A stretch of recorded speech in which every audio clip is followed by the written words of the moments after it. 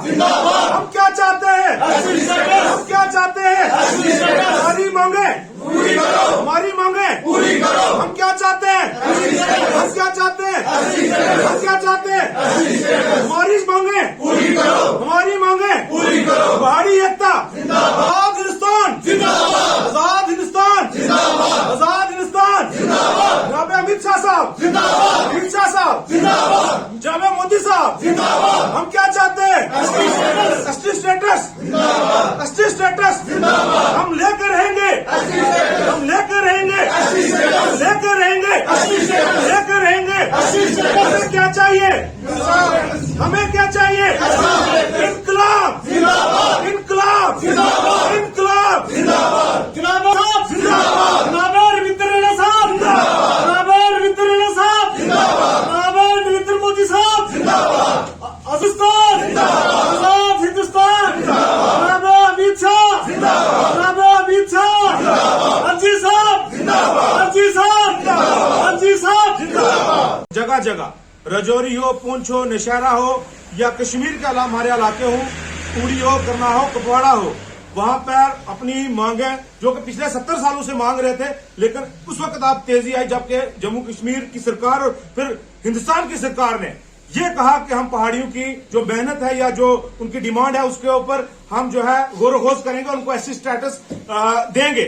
उसी जिम्रे में आज हमने हमारे यहाँ पे व्यापार मंडल के प्रधान ने कॉल दी कि हम यहाँ पे बैठते हैं और यहाँ पे हमने ये आज ये तय पाया है, जिस तरीके से आपने सोचा देखा होगा कि जिस तरीके का लोगों का जोश और जज्बा है, जोश और हुरोश है गवर्नमेंट ऑफ इंडिया की तय, वो कहते हैं कि गवर्नमेंट ऑफ इंडिया के ऊपर हमें पूरा भरोसा है कि पहाड़ियों के अंदर जल्द अज जल्द जो है एसटी स्टेटस डिलिमिटेशन कमीशन से पहले पहले उनको दिया जाए, क्योंकि ये पिछले 70 सालों से उनके साथ धोखा हो रहा है। बार बार यहाँ की जो इलेक्टेड सरकारें थी वो इनको जो है वो एक मैं कहता हूँ लॉलीपॉप दे रही थी, लेकिन पहली बार हमें ये लग रहा है कि ये ऐसी सरकार आई है जो पहाड़ियों की दुखती रग, जिसको ये रजौरी पुंछ का अंदर जिसमें 70% पहाड़ी लोग रहते हैं, ये बात सच है जी, 70% पहाड़ी लोग हैं और ये यहाँ की रीजनल पार्टी को वोट देते हैं। लेकिन हमने ये कहा कि इस बार जो सरकार हमारे साथ चलेगी, क्योंकि हमारी नस्लें बर्बाद हो गई हैं, हमारी नस्लें जो हमारे बच्चे पढ़े लिखे हैं, पीएचडी होल्डर हैं, एमए एलएलबी पीएचडी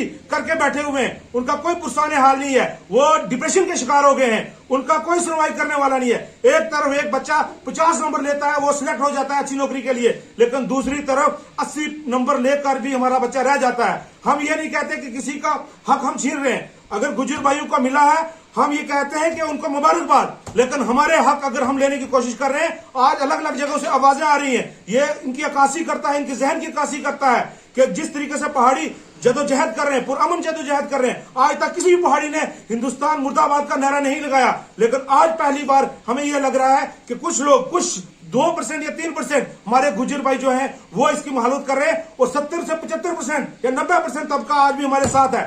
जो कुछ शरारतू तत्व हैं यहाँ इसके बीच में, उनको हम समाज के सामने लाएंगे, उनको बेनकाब करेंगे, नंगा करेंगे।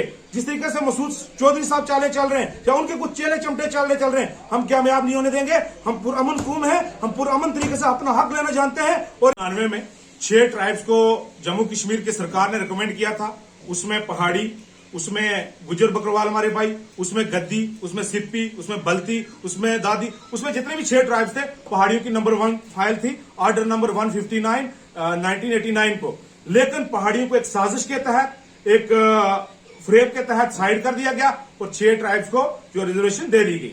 हम उनका भी वेलकम किया, हमने उस वक्त भी, हमने कभी इसके खिलाफ वर्जी नहीं की। लेकिन उसके बाद वक्तन फक्तन में क्रोनोलॉजी आपको ये बता दूं, जब पहली बार यहाँ पे सरकार गिर गई 1990 में, फिर उस वक्त के जो गवर्नर थे उन्होंने रिकमेंडेशन दी और वक्तन फक्तन जितने भी चीफ मिनिस्टर यहाँ पे आए, चाहे वो फारूक अब्दुल्ला जी हूं, चाहे मुफ्ती सईद साहब हूं, चाहे फिर उमर अब्दुल्ला हूं, महबूबा जी हूं, जितने भी गवर्नर आए सेंटर के, उन्होंने पहाड़ियों को रिकमेंड किया। और जितने भी सर्वे हुए हिंदुस्तान की सरकारों ने करवाए वक्तन फक्तन, चाहे जस्टिस सगीर कमीशन को ले लीजिए आप जितने इंटरलोकेटर्स आए, जितने भी यहाँ पे बैकवर्ड क्लासेस का सर्वे हुआ 2017 में, या फिर जो अब ये कमीशन गठित हुआ है, इसके तहत पहाड़ियों को जो ये कहा गया है, पहाड़ी सोशली, एजुकेशनली, इकोनॉमिकली जो है वीकर सेक्शन है, पहाड़ी वो सारे क्राइटेरिया फुलफिल करते हैं। अब मुझे नहीं लगता, मुझे ये समझ नहीं आ रही कि किन लोगों के पेट में ये दर्द हो रहा है। अगर हम ये मांग रहे हैं, हम अपना हक मांग रहे हैं, हम किसी को हक नहीं छीन रहे हैं। अगर हम हक मांग रहे हैं तो लोगों को मुखालफत नहीं करनी चाहिए, लोगों को दिवालियापन अपना जाहिर नहीं करना चाहिए, लोगों को अपनी सोच यहां पर नहीं दिखानी चाहिए। जो लोग आज ये आवाजें दे रहे हैं, उन्हीं लोगों को हमने यहां से पिछले 30 साल से संदूकड़ियां भर भर के वोटों के दिए हैं। पहाड़ी एक बहुत बड़ा तबका है, पहाड़ी ने कभी भेदभाव नहीं किया है, पहाड़ी ने कभी ये नहीं देखा ये गुज्जर है, ये हिंदू है, ये मुसलमान है। पहाड़ी ने सिर्फ एक इंसान देखा, उसके साथ चले हैं। लेकिन आज ये लोग पट्टी पढ़ाने के चक्कर में है। हम ये कहना चाहते हैं ये बाज आ जाएं अपनी हरकतों से, क्योंकि जो हिंदुस्तान की सरकार ने हमें देना है वो हम लेके रहेंगे और हमें मिलेगा, क्योंकि हम वो क्राइटेरिया फुलफिल करते हैं। जितने भी कमीशन मैंने जैसे अर्ज किया उन्होंने डिफाइन कर दिया है। और आर्टिकल जो हिंदुस्तान आइन का 342, 343 और 344 ये कहता है कि 5 पैरामीटर्स होते हैं किसी भी कम्युनिटी को ट्राइब घोषित करने के लिए। जैसे कि आइसोलेट कम्युनिटी, देखिए पहाड़ी जो है ये दूर दराज जंगलों में रहते हैं, ये डोकू में जाते हैं, ये अपना माल मवेशी लेके जाते हैं, गुजारा करते हैं। और गुज्जर भाइयों से ज्यादा मैं दावे के साथ कहता हूं कि हमारे लोगों की डोके हैं। हमने कभी ये नहीं कहा कि किसकी डोक है, किसकी नहीं है, किसकी बकरी सफेद है, किसकी बकरी काली है। हमने ये कभी भेदभाव नहीं किया, लेकिन आज ये लोग कर रहे हैं। हम ये कहना चाहते हैं, हम फिर भी पूरा मंत्री पीर पंचाल रीजन है हमारा, रीता है पीर पंचाल। ये सिर्फ इस वजह से इसका नाम पड़ा क्योंकि अगर